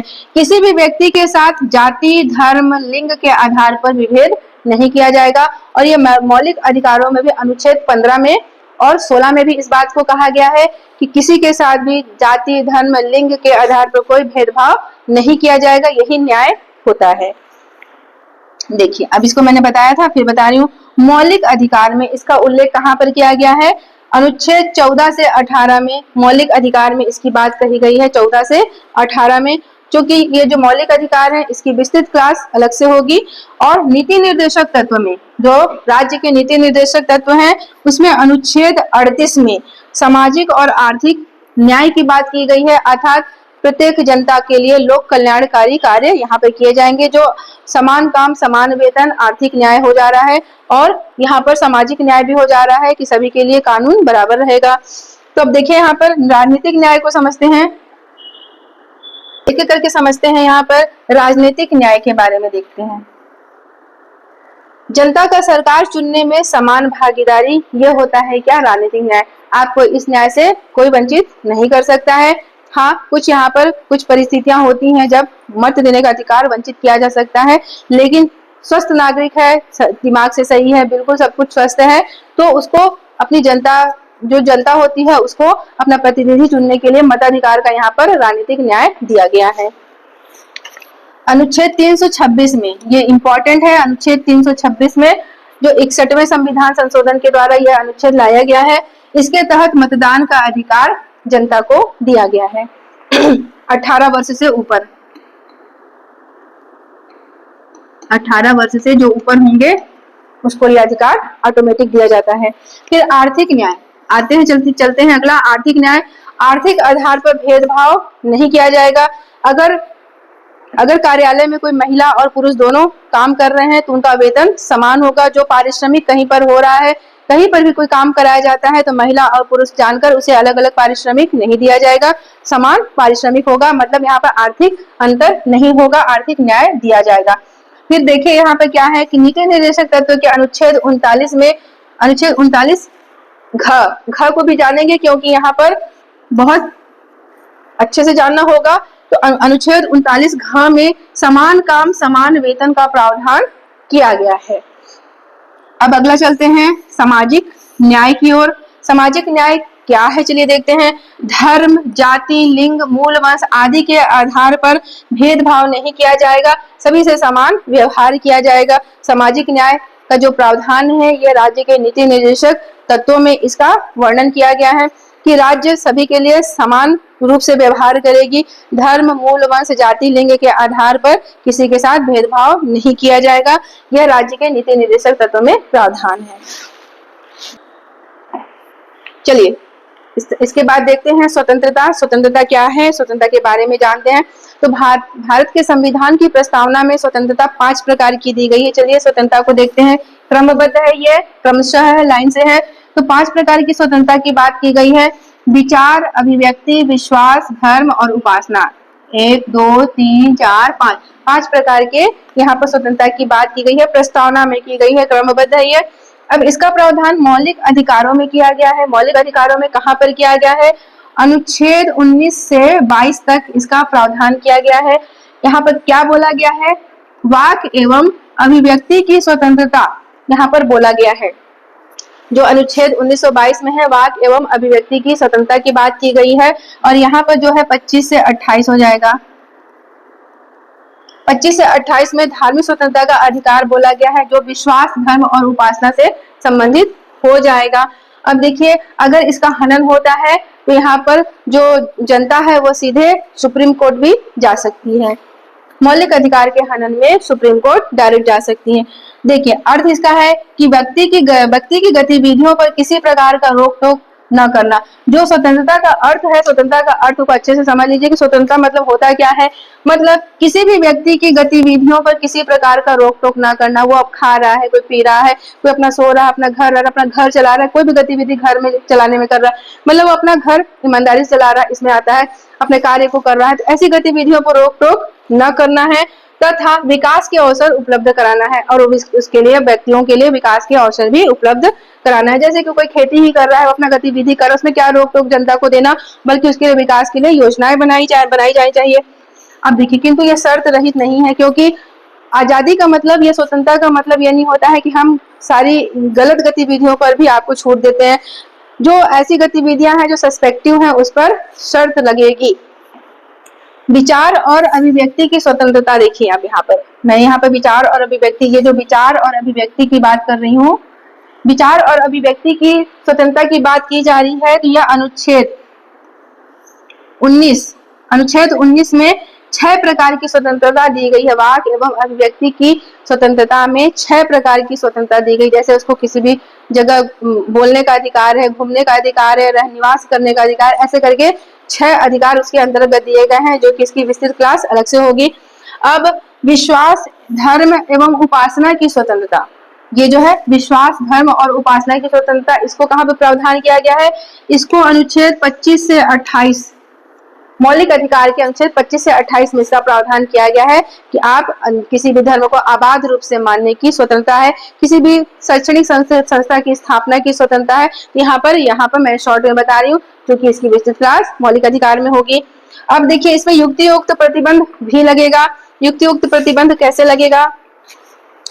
जो आप वाक और अभिव्यक्ति का यहाँ पर जो आजादी दी गई है, बोलना है, अच्छा बोलना है, लेकिन ऐसा नहीं कोई बात बोलना है जो राष्ट्र की एकता, अखंडता पर सवाल उठाता हो, राष्ट्र की गरिमा के विरुद्ध हो, राष्ट्र के धर्म को प्रभावित करता हो, धर्म के विरुद्ध किसी के जाता हो, ऐसी चीजों पे यहाँ पर प्रतिबंध दिया गया है और शर्त लगाई गई है, युक्त प्रतिबंध किया गया है कि राष्ट्र की सुरक्षा, एकता, अखंडता के विपरीत नहीं होनी चाहिए, और किसी व्यक्ति की प्रतिष्ठा और निजता या प्राइवेसी का हनन नहीं होना चाहिए। आप वाक में अभिव्यक्ति की स्वतंत्रता दी गई है जरूर, लेकिन ऐसे किसी की निजता का हनन आप नहीं कर सकते हैं, अन्यथा मानहानि का दावा अगले के लिए साबित हो जाएगा, आपके लिए काल का चक्र। यहाँ पर प्रतिबंध लगाए गए हैं।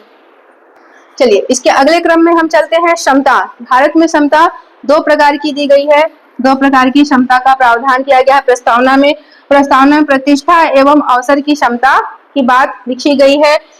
इसका अर्थ देखते हैं क्या होता है कि जो क्षमता है उसका अर्थ क्या है, तो बिना किसी भेदभाव के प्रत्येक व्यक्ति को समान अवसर उपलब्ध कराना।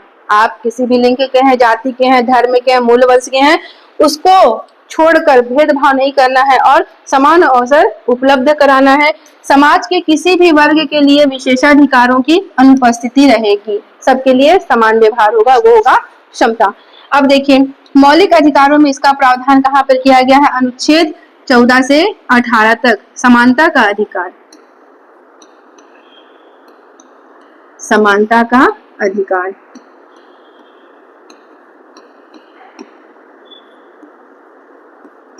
अनुच्छेद, मौलिक अधिकार के जो अनुच्छेद वाले पोर्शन है वहां पर 14 से 18 शुरुआत में ही समानता का अधिकार दिया गया है। इसमें व्यक्ति कानून के समक्ष उसे समानता का अधिकार है। बहुत सारे यहाँ पर एक्ट आएंगे तो इसको मौलिक अधिकार में पढ़ा जाएगा। फिर अनुच्छेद 14 देख लीजिए, यहाँ पर विधि के समक्ष समता का अधिकार है।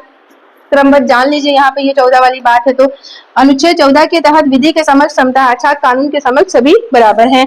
अनुच्छेद 15 है यहाँ पर, धर्म, वंश, जाति, लिंग, जन्म स्थान के आधार पर किसी से विभेद नहीं किया जाएगा। अब उसके बाद अनुच्छेद 16 है, लोक नियोजन में अवसर की समता अर्थात लोक नियोजन अर्थात नौकरियों में जो भी आपके वैकेंसीज निकल रही हैं वहां पर अवसर की समानता रहेगी। उसके बाद अनुच्छेद 17 है, अस्पृश्यता का अंत अर्थात छुआछूत का अंत रहेगा, छुआछूत का अंत रहेगा। इसके अनुच्छेद 18 है, उपाधियों का अंत, जैसे कि राजकुमार, महाराजा, इस टाइप की उपाधियां चलती थी, वो किसी के लिए अब यूज नहीं होगा। ऐसे क्या होता है, अलगाव की स्थिति दिखती है, कोई विशेष होता है, कोई कम होता है, इसलिए राजकुमार और जमींदार या ऐसा करके जो भी उपाधियां थी उसका अंत कर दिया गया है। चलिए अगले में देखते हैं, यहाँ पर बंधुत्व की बात की गई है। जो यहाँ पर है बंधुत्व की बात की गई है। बंधुता अर्थात क्या होता है, भाईचारे की भावना। बंधुता का अर्थ क्या होता है, सीधे सीधे एक लाइन में जान लीजिए, बंधुता रहे मतलब बंधु रहे एक दूसरे के, भाईचारे की भावना रहे। यहाँ पर उल्लेख किया गया है इसका मौलिक अधिकार, मौलिक कर्तव्य, सॉरी, इसका जो बंधुता का जो एक्ट लाया गया है वो मौलिक कर्तव्य में लाया गया है। मौलिक कर्तव्य जो नागरिकों के लिए अगर मौलिक अधिकार दिए गए हैं तो उनके लिए मौलिक कर्तव्य भी यहाँ पर निर्धारित किए गए हैं कि आप भारत के लिए क्या आपको अच्छा सोचना है। तो अनुच्छेद 51 में मौलिक कर्तव्य में इसका उल्लेख किया गया है कि बंधुता रहेगी। चलिए देखते हैं क्या क्या रहेगी यहाँ पर। अब यहाँ पर जो अनुच्छेद 51 में कहा गया है वो क्या कहा गया है कि हर भारतीय का कर्तव्य होगा कि वह धार्मिक, भाषाई, क्षेत्रीय अथवा वर्ग विविधताओं से ऊपर उठकर आपसी भाईचारे की भावना से कार्य करेंगे। क्या कहा गया है कि धार्मिक भावना से आपको उठना है, भाषाई, आप कोई भी भाषा भाषी है उससे ऊपर उठना है, और क्षेत्रीयवाद से ऊपर उठकर बात करना है, और वर्ग, जो वर्ग वाली बात की गई है कि आप किसी भी वर्ग के हैं उससे आपको विविधता से, वर्ग विविधता से ऊपर उठकर आपको आपसी भाईचारे की भावना से कार्य करना है। आप किसी दूसरे देश में अगर आप भारतीय लोग मिलते हैं तो क्या होता है, वो कोई भी भाषा का होगा लेकिन वहां पर बंधुता दिखती है। बंधुता दो भावनाओं का विकास करता है। बंधुता से क्या होता है, दो भावनाओं का विकास होता है, जो भारतीय संविधान की प्रस्तावना में इसका उल्लेख भी किया गया है। इससे पहले क्या होगा, व्यक्ति की गरिमा इससे जुड़ जाती है, व्यक्ति में गरिमा आ जाती है, और राष्ट्र की एकता और अखंडता इससे जुड़ जाता है। अनुच्छेद 21 है, देखिए यहाँ पर बहुत इंपॉर्टेंट है। अनुच्छेद 21 क्या बोलता है कि हर व्यक्ति को गौरवपूर्ण जीवन जीने का मौलिक अधिकार है। अनुच्छेद 21 मौलिक अधिकार है, हर व्यक्ति को अपने लिए एक गौरवपूर्ण जीवन जीने का अधिकार है। राष्ट्र की एकता, इसी का हम अलग अलग देख रहे हैं। राष्ट्र की एकता क्या होती है, मतलब राष्ट्रीय एकता की बात यहाँ पर की जा रही है। अलग अलग जाति, धर्म, भाषाओं के लोग हैं, फिर भी यहाँ पर एकता संरक्षित की जाती है। भारत एक बहुत विशाल देश है, यहाँ पर अलग अलग भूभाग है। अगर एक तरफ राजस्थान का भूभाग है तो एक तरफ कश्मीर का भूभाग है, एक तरफ तमिलनाडु है, कन्याकुमारी, तो एक तरफ असम का दूसरा भाषा भाषी है। तो यहाँ पर सब कुछ होने के बाद भी भारत में एक है, भारत में एकता है, अनेकता में एकता की बात की गई है। अब आते हैं अखंडता। अखंडता को सीधे सीधे 42वें संविधान संशोधन के द्वारा यहाँ पर जोड़ा गया है। 42वां संविधान संशोधन 1976 के द्वारा अखंडता को जोड़ा गया है। भारत में देखिए यहाँ पे क्या हो रहा है, भारत में भौगोलिक विविधता के बावजूद भी, मैंने अभी भी बताया कि भौगोलिक विविधता क्या होती है। अगर राजस्थान एक तरफ अलग भाषा भाषी वाला है तो कश्मीर भी कोई दूसरा भाषा भाषी वाला है, और इधर नॉर्थ साउथ चारों तरफ देखिए, उत्तर दक्षिण पूर्व पश्चिम सब तरफ विविधता है। हर भाषा के अलग अलग देश हैं, राज्य हैं, यहाँ पर हर भाषा के अलग अलग निवासी हैं यहाँ पर। उसके बावजूद भी भारत अखंड है, भारत बिल्कुल अखंड, इसको खंडित नहीं किया गया है, ना कोई कर पाएगा। यहाँ पर संविधान की सर्वोच्चता है। इस अखंड भारत में अनेक भाषा भाषी होने के बाद भी भारत में संविधान सर्वोच्च है, उस संविधान के नीचे सारे भारतीय आते हैं, और सभी के लिए मौलिक अधिकार और मौलिक कर्तव्य यहाँ पर निर्धारित किए गए हैं। भारत में जो भी भाषा भाषी है, जितनी भी विविधताएं हैं, जितना भी यहाँ पर भौगोलिक विभाजन है, सारे जगह में निवास करने वाले लोगों के लिए मौलिक अधिकार निर्धारित किए गए हैं और मौलिक कर्तव्य निर्धारित किए गए हैं। चलिए हम देख रहे हैं क्या प्रस्तावना का संविधान, क्या प्रस्तावना संविधान का भाग है। हम शुरू में जो टॉपिक रखे थे जिस पर हमको पढ़ना था उसमें प्रमुख है यह कि क्या प्रस्तावना संविधान का भाग है अथवा क्या प्रस्तावना में संशोधन किया जा सकता है। चलिए इस विषय पर बात करते हैं। तो यहाँ पर हम देख रहे हैं बेरोवाड़ी वाद, जो 1960 में बेरोवाड़ी वाद आया था, उसमें हम देख रहे हैं यहाँ पर प्रस्तावना क्या संविधान का अंग है या भाग है, इस पर यहाँ पर कई वाद आए हैं। उसमें सबसे पहले आया था बेरोवाड़ी वाद 1960 में। इसमें सीधे सीधे सुप्रीम कोर्ट ने कह दिया था कि प्रस्तावना संविधान का भाग नहीं है, अंग नहीं है, हम इसके हम इसको भाग नहीं मानते हैं, इसमें संशोधन नहीं किया जा सकता, यह असंशोधनीय है, यह भाग भी नहीं है और संशोधन योग्य नहीं है। उसके बाद आता है अगला सज्जन सिंह वाद 1964। सज्जन सिंह वाद 1964 में भी सुप्रीम कोर्ट ने कह दिया कि प्रस्तावना संविधान का भाग नहीं है, यहाँ भी नो हो गया और इसमें संशोधन नहीं किया जा सकता है। उसके बाद आता है गोलकनाथ वाद 1967। गोलकनाथ वाद में सीधे सीधे बोला गया है सुप्रीम कोर्ट के द्वारा कि यह तो जो संविधानविद है, संविधान को जो बनाने वाले लोग हैं, ये तो उनके मन की कुंजी है, हम इसको कैसे मान सकते हैं, उनके मन की कुंजी को हम नहीं मानते, इसको संविधान का भाग हम डिसीजन नहीं देंगे। तो यहाँ पर भी जो बोला गया है वह संविधान निर्माताओं की मन की कुंजी बोला गया है और इसको संविधान का भाग नहीं माना गया। इसका मतलब जो तीनों वाद है यहाँ पर नो कहा गया है, संविधान का भाग नहीं है, ना इसमें संशोधन किया जा सकता है, यहाँ पर नो बोल दिया गया है। अब चलिए यहाँ पर बहुत महत्वपूर्ण वाद आता है केशवानंद भारती का वाद। जो भारतीय संविधान का सबसे बड़ा बेंच बैठा था वह है केशवानंद भारती विवाद केरल। यहाँ पर जो बेंच बैठी थी वो भारतीय संविधान की सबसे बड़ी बेंच थी और इसमें देखिए क्या पर यहाँ पर सुप्रीम कोर्ट ने यहाँ पर सारे तथ्यों को केशवानंद भारती के द्वारा लाए गए सारे तथ्यों को, सारे पक्ष को यहाँ पर देखा और यहाँ पर फिर निर्णय लिया कि चलिए अब यहाँ पर बेंच के द्वारा निर्णय लिया जाएगा। उस बेंच में क्या हुआ, ऊपर के जितने भी तीनों वाद आए थे उन सारे वादों पर भी चर्चा की गई और चूंकि सुप्रीम कोर्ट को अधिकार है ना, अधिकार कि वो अपने डिसीजन को चेंज कर सकता है। कैसे चेंज कर सकता है, यहाँ पर सुप्रीम कोर्ट को न्यायिक पुनर्विलोकन की शक्ति प्राप्त है। सुप्रीम कोर्ट के पास न्यायिक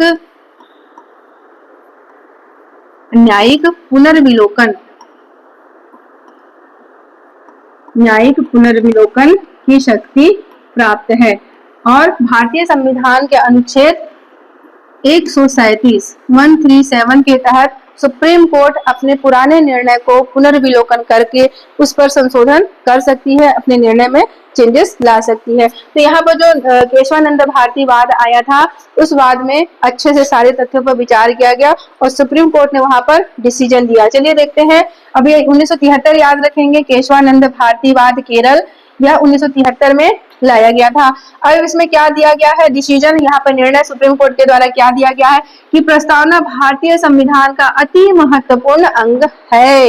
यहाँ पर है की बात की गई, यहाँ पर अब नो नहीं, यहाँ पर स्वीकार कर लिया गया कि जो प्रस्तावना है वो भारतीय संविधान का बहुत ही महत्वपूर्ण भाग है तथा संसद इसमें उसी तरह संशोधन कर सकती है जैसे संविधान के अन्य पक्षों पर संशोधन करती है, अन्य भागों पर संशोधन करती है संसद, वैसे ही प्रस्तावना में भी संशोधन किया जा सकता है, लेकिन इसकी मूल अवधारणा में परिवर्तन नहीं किया जा सकता।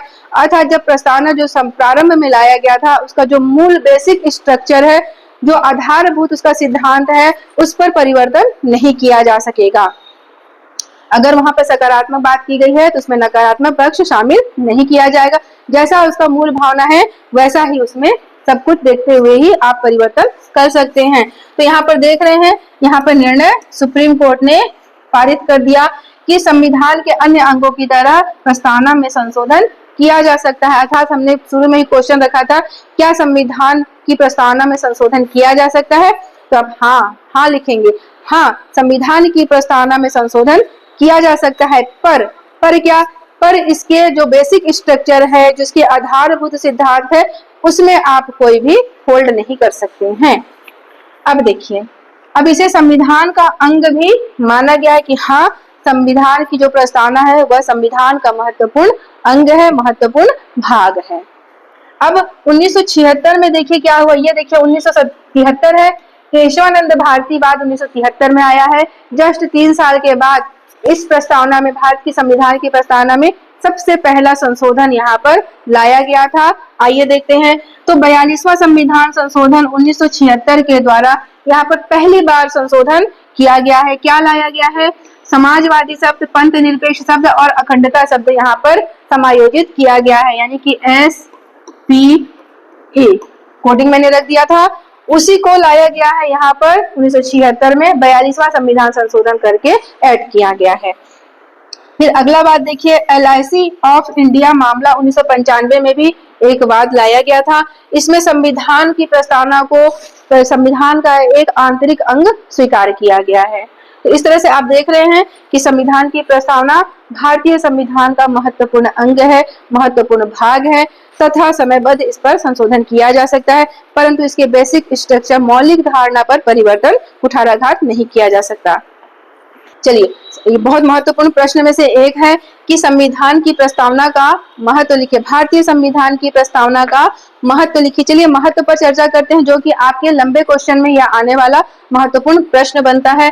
तो सबसे पहले हम देख रहे हैं कि संविधान के विस्तृत विवरण का संक्षिप्त रूप है। जो प्रस्तावना है वह पूरा भारत का विशाल संविधान है। इतनी विशाल देश का संविधान भी विशाल है। हमने पढ़ा था कि भारतीय संविधान पूरे विश्व में सबसे लंबा संविधान और लिखित संविधान है। तो वो उसी का विस्तृत विवरण का संक्षिप्त रूप क्या हो जाता है? प्रस्तावना हो जाता है। यह इसका महत्व हो गया। फिर संविधान के दर्शन की स्पष्ट झलक।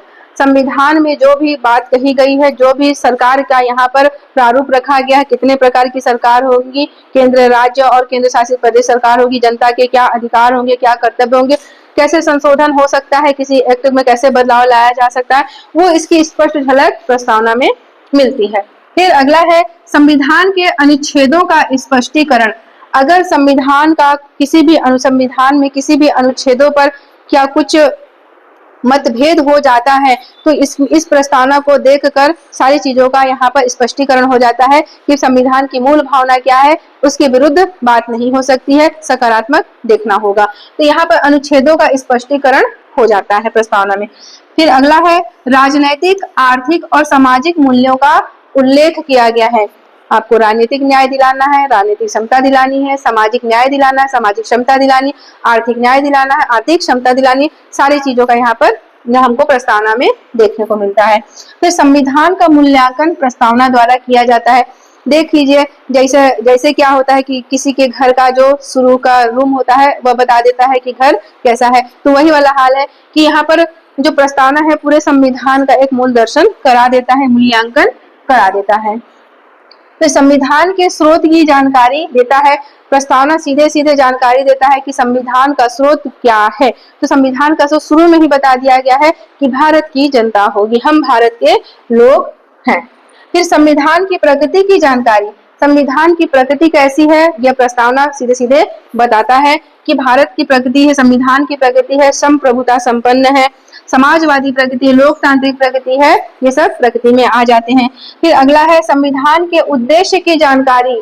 प्रस्तावना में संविधान के उद्देश्य की जानकारी मिलती है कि क्या होगा उद्देश्य हमारे संविधान में।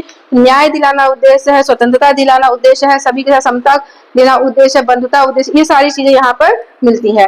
फिर ऐतिहासिक स्रोत के रूप में उपयोगी है।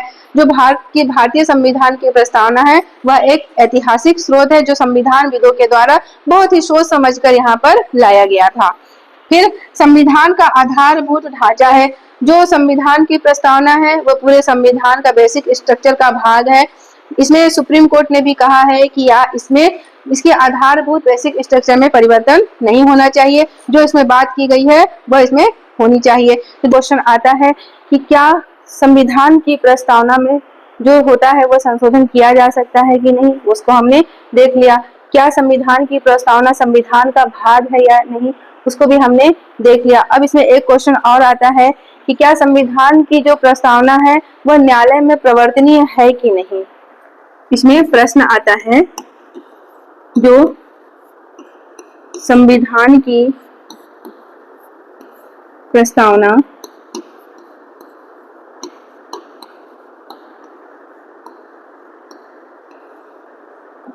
वाद योग्य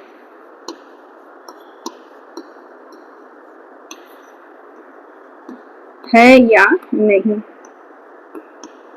चलिए इस पर चर्चा करते हैं कि जो प्रस्तावना है क्या वह न्यायालय में वाद योग्य है या नहीं। यहाँ पर सीधे सीधे आपका उत्तर हो जाएगा कि नहीं। संविधान की जो प्रस्तावना है उसको किसी भी न्यायालय में उस पर वाद लाया नहीं जा सकता। इसका आंसर हो जाएगा नहीं। संविधान की प्रस्तावना के संबंध में किसी भी न्यायालय में नहीं जाया जा सकता है। यह वाद योग्य नहीं है, यह न्यायोचित प्रकृति का नहीं है। वाद योग्य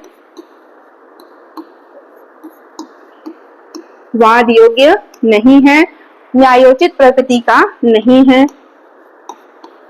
न्यायोचित प्रगति नहीं होती है। इस प्रकार आप देख रहे हैं कि संविधान की प्रस्तावना अपने आप में बहुत महत्वपूर्ण है। इसके संविधान की प्रस्तावना को के किसी भी खंड पर न्यायालय में वाद नहीं लाया जा सकता है। इसके उपलक्ष्य में, इसके संदर्भ में कोई भी न्यायालय कोई कार्यवाही नहीं करेगी। किसी भी न्यायालय में आप इस पर कोई वाद नहीं ला सकते हैं। तो जो यूपीएससी है और स्टेट पीएससी है, सभी में आने वाला एक महत्वपूर्ण प्रश्न होता है। इन सब की जानकारी आपको रखनी है। मैंने बीच बीच में ट्रिक्स भी लगा दिए हैं जिससे आपको यहाँ पर अच्छे से याद हो जाएगा।